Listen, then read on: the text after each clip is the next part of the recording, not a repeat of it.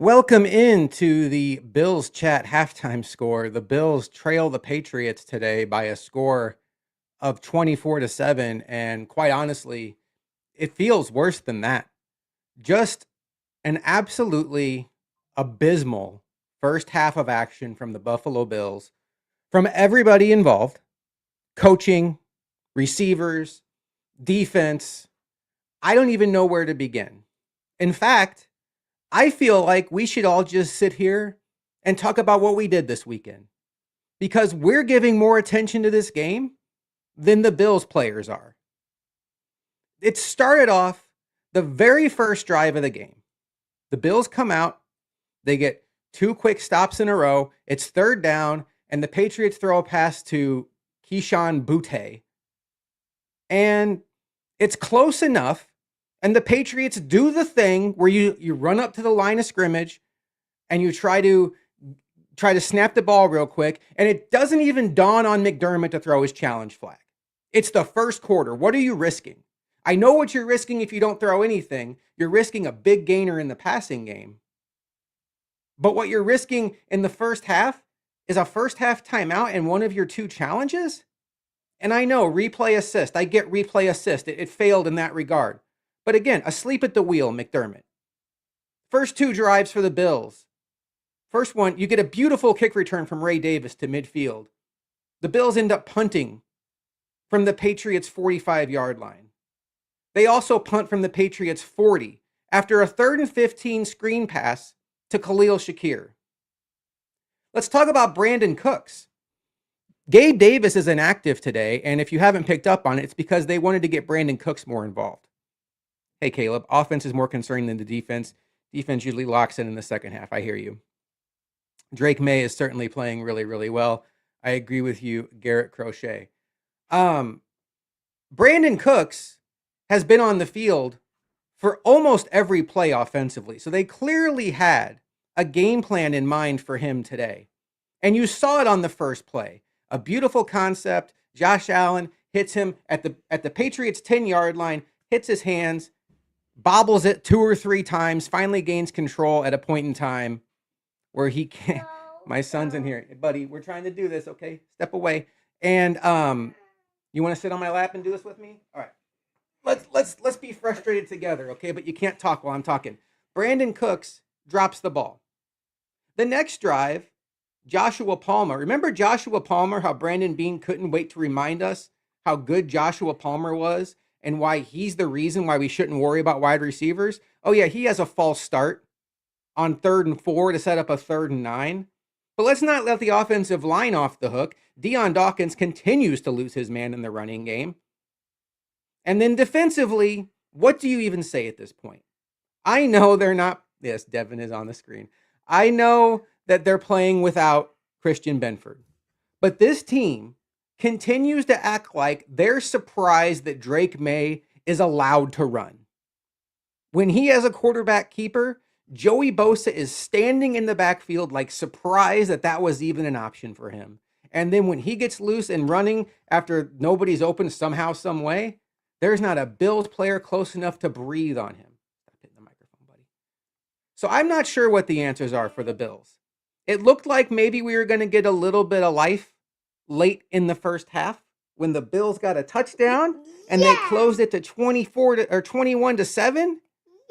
But then the Patriots come out and hot knife through butter all the way down to get an easy field goal. But that wasn't it for the brain lapses for the Bills. There is 6 seconds left on the clock in the first half. The Patriots have one timeout, and they're at the Bills' 30-yard line in shotgun. What in the world do you think they're going to do in that situation, Bills? They don't have enough time to throw it to the end zone. What they are doing in that situation is handing it off. But the Bills don't even see it coming, and they get an easy 15-yard run to make it an absolute chip shot. And that's been the game. Devin, I love you. That's from his sister. Stokes says the missed tackles are rearing their ugly head yet again. Absolutely. Larry Ogunjobi had him in the backfield, Stokes, Drake May, and he gets loose. I've yet to see Larry Ogunjobi make a play. Dr. Neal says the only job McDermott is qualified for is to pump gas.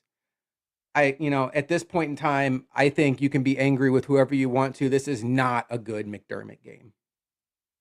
Dr. Neal, Joe Brady's offense consists of running the ball, wide receiver screens, and predictability. Boy, I'll tell you what, Dr. Neal, the predictability is absolutely rearing its ugly head today.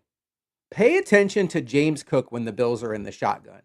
If he lines up behind Josh Allen, so let's say Josh Allen's standing at the 30 and James Cook is at like the 29 and a half, it's going to be a running play.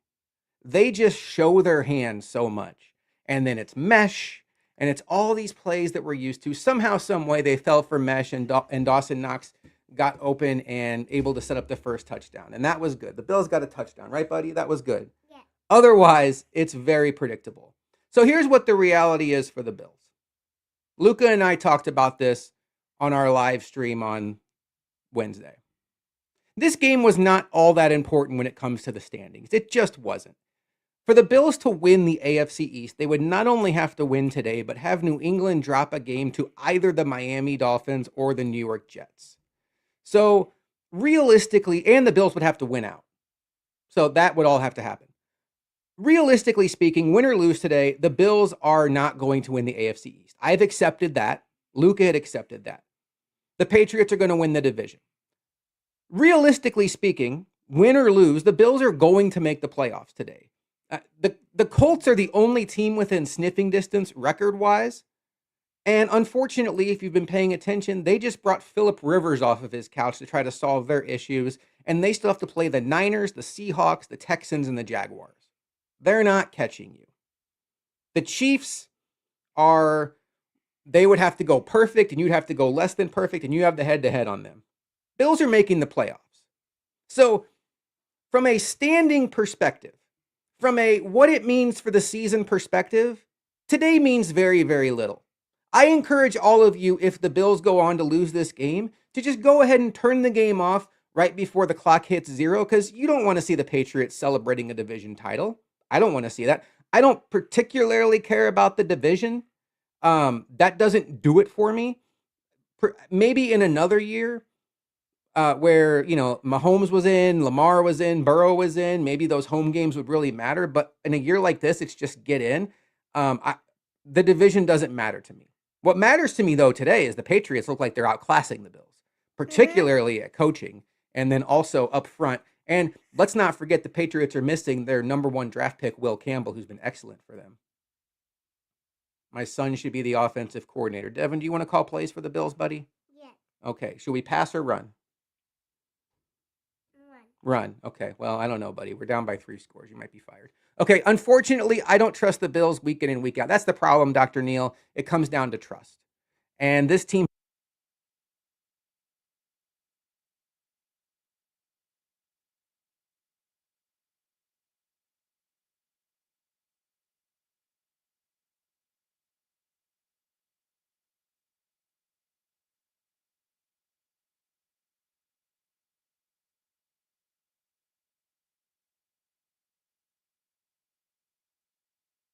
That is the risk. Thank you, Stokes. Thank you, McChronicle.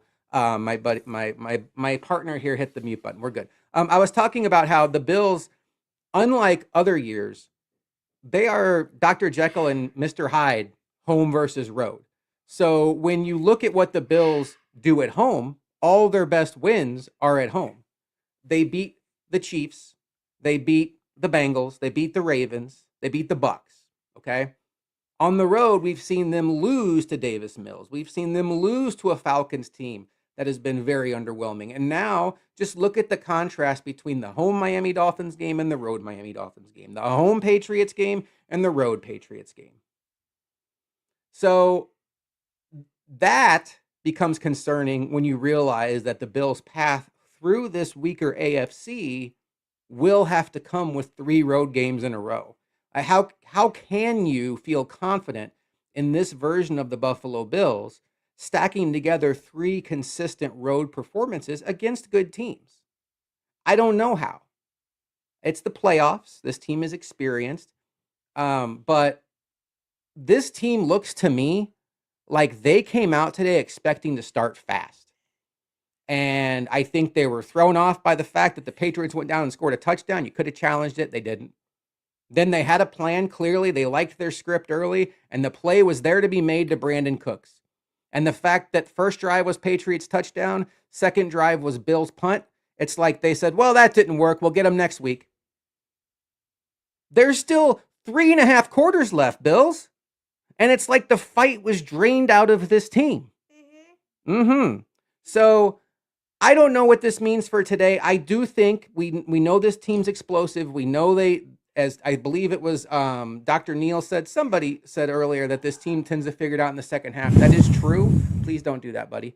There is a shot that the Bills figure it out defensively in the second half. Can the offense score enough times to get them back in the game? Either way, win or lose, Luca and I will be back on post game that will drop tomorrow on Spotify, Apple, YouTube, and it should be a doozy if this game continues like this. There will be a lot of venting, Yep. And then obviously Luca and I will be back on Wednesday for Bills Chat Live as we get ready for the Cleveland Browns. And then I will be back next week for halftime between the Bills and the Browns. For me, for Devin, who's now off camera, I was going to have him say goodbye. I am Josh McCarty. I will talk to you all next week on the Bills Chat Halftime Show.